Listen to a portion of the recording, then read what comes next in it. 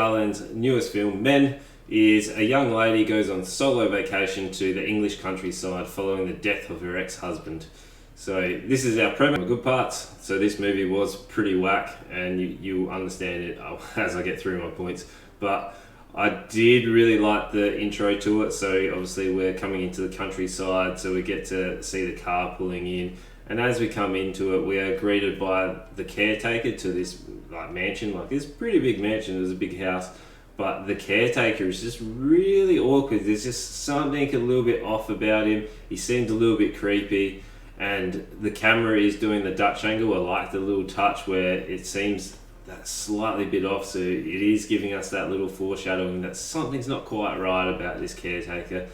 And the acting was great, like that caretaker. I was like, if you were my caretaker, I'd be a little bit worried. The main character, she's dealing with the death of her ex-husband, and she's on the phone to her best friend, and they're having that conversation where all of a sudden the cliche sort of phone glitches, but it wasn't over the top. It was just a quick little cut through the phone where it signaled things are not quite right about what's going to happen here. About 20% of this film is actually, there's no dialogue, so it's a lot of walking out into the countryside, and she comes onto this tunnel where this could have been really creepy, but I did like it. They did mess it up slightly, but she pulls into this tunnel and she starts to do this sort of hum song thing, and as she's doing it, she's really enjoying the echoes and the harmony of it. And as we're getting into it, the camera sort of starts to focus, and we're presented with this horror aspect. We can see something at the end of the tunnel where it was pretty creepy. I'd be legging it too. This was quite a big tunnel. I'm not sure where in the countryside of England it is, but I did like that whole setup about her feeling isolated. I know that was what they were trying to set up, so they did a really good job in terms of trying to make her feel isolated. When she gets back to the house, there's just this naked dude.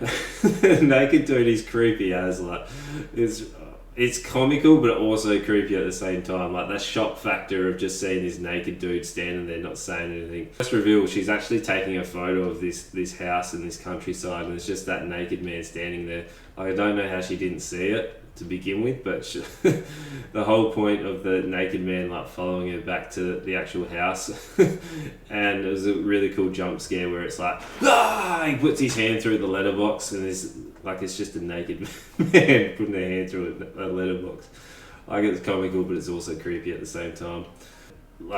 This keeps going, all these odd things are happening. She's going into the village, and all these people are kind of really creepy, and there's no women in the actual town, so all these people are just sort of staring at her. There's a man with a woman's mask, and he's just a creep. He's just a short little man that's wearing a Marilyn Monroe mask, and he's really rude to her, but he was creepy at the same time. I wasn't sure at the start, was that a symbolism to there's no women in this actual town?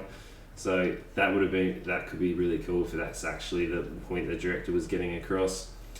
The priest sort of feels like he knows something, and he's sort of feels like he's helping her to begin with, but then he starts to throw all these random questions out where he starts to build that creepiness as well. So everyone in the town is actually being really, really creepy, and it's just kind of continues on for all this part. More towards the climax of the film, the light is flashing on and off at the house. So I did like the use of flashing, the light flashing, and all these, the naked man appears and it flicks off and they're gone, and all these people are switching in and out, which it was cool to begin with, but they did overuse it towards the end. So the last 40-30 minutes, it's majority of it's the flash in, flash out, and then there's a guy running, where they could have used it quicker, the quicker cuts, but the light flashes off, flashes back on. And I guess it is building that sort of dread for her, and we are sort of seeing that all these people are appearing out of nowhere. So, I felt a little bit off by it. Also, I guess it was well done as well. So I did enjoy it, even though the light flashes could have been quicker. And when we actually do finally get the confrontation of them in the house, I did like when the people were taking damage. They were actually, everyone was taking damage. Like when the hand gets split open, so it goes through the letterbox and she stabs it and he just splits his hand open. I like how every person then had the split hand. And like, it was cool to see that everyone had it. But I don't understand why she didn't just do more damage, where she just sort of stood there and I guess watched them, where she actually gets grabbed by the priest who's got like the hand split. And it goes around her. Like, I'm not sure if they were pointing fun at it, but it did have that continuity and it did have that creepy feeling. So overall they did make that creepy feeling and that sort of horror aspect come into it. It has its flaws, and there's a number of flaws in it that sort of did take my engagement out of it. So every time they were trying to tell the backstory of her and her ex-husband, like it took away from the whole pacing of the film. So like obviously we were building that loneliness, and I'd rather see her go through not the motions, but like her grief and trying to deal with it, rather than flashing back to the big arguments. Like they were really intense arguments. They were just yelling at each other, where I'd rather sort of, get that fed through to a different way, rather than seeing those flashbacks where they were a reasonable length of flashback, where it was just really off-putting. Is a lot of silence, and there's a number of scenes where it's her walking through the countryside. I know they were trying to do it, and there were parts where the isolation did really fit really well, but like 17 minutes of her exploring the countryside is probably a little bit too long. Like you would have lost a number of people, but like you could probably cut that down quite significantly and still get that isolation and that loneliness as well. As she's in the town, like her first interaction with the town, there's just a dead man there. Like no one seems really worried. Like he's got his hand impaled in one of the gates, and like no one's really concerned. Like she didn't report it, she just like left.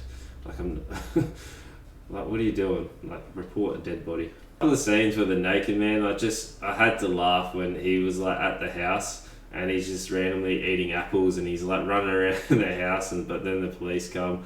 Like, I know it was meant to give that sort of panic that she's being stalked or followed, but it was just comical to see the naked man running around the house eating apples. Like, it was odd.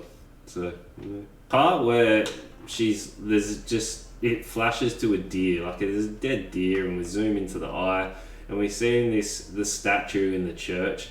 Like, I don't know quite what the symbolism of it is, but it's like a person screaming with, like, looks like someone's about to give birth. Like, it was just weird to see. It went on for like a minute and a half of zooming into this statue and then making the creepy noises and zooming out of the deer. Like, I don't understand what the deer had anything to do with it. Like, it was a little bit too arty in terms of symbolism for me, but I guess it probably all connects in there, and hopefully someone understands what that whole symbol was in terms of the actual statue. Let me know in the comments. And like, the naked man appears a number of times. Like, every time he comes back, he just comes back creepier. Like, there's one point where he's just got like leaves stuck on his face, and then over the next encounter he's got more like nature on his face. He's more whack every time you get to see him, where I'm not sure it was a comedy aspect that they were going for with him, which I don't think they were in terms of the tone of the film. But for me, I just found the naked man all of a sudden becoming more outlandish every time in terms of all the shrubbery that he was able to put on his face. It was just a little bit disengaging and took me away from that horror aspect. So after the confrontation in there, like, there's a number of parts where there's all these people coming in and she is leaving. Like, I felt like that could have been, she got in the car and left, like that could have been her leaving her excess baggage. But then all of a sudden, like, the caretaker comes out and like steals her car and starts running her over, and it's just like, it's all over the place. It's just coming in everywhere. I feel like that's where they should have ended the movie. They have all these people, like the naked man gives birth to all the different people, and it's like, this goes on for a very long time about all the births that are happening, and they just keep giving birth to everyone that's from the village. Like that's just, it was just whack for me. Like I don't understand where that's coming from. Like I didn't get that part of why they're giving birth to each other. Like it was creepy, but it was also, I had no idea why they were doing it. Like if you know, let me know in the comments, because that part just went over my head. I didn't understand why they were giving birth to each other. Like, are they a worm? I don't know. So, overall, I did enjoy the film, but there was a number of flaws that were like, if I wasn't going to review this, I probably would have given up on it. Like the amount of time where the silence is in there, so it's like 17 minutes, like I probably would have sort of given up on it and not really engaged with it. The whole weirdness of like the deer scene, like there's just a number of aspects that were just to the point where it took my engagement away, where if they cleaned those up, they actually would have had a really good horror film, and they would have been able to keep the pace of this to be able to, you know, really get you with jump scares and use the light flicker a little bit more, and the characters, like it was a flawed, fun experience if you like a little bit of a whack sort of film. But yeah, the ending and the storyline didn't really come together for me, so I can't really say I would recommend this to people. I would say I watched a really wacky film. If you want to see a horror film and you want to see some whacked out horror films with a really weird ending, have a look at this, but I would probably give this one a miss. So yeah, you know what to do. Let me know what you thought about it in the comments below, and make sure you like, comment, subscribe, and tell your friends.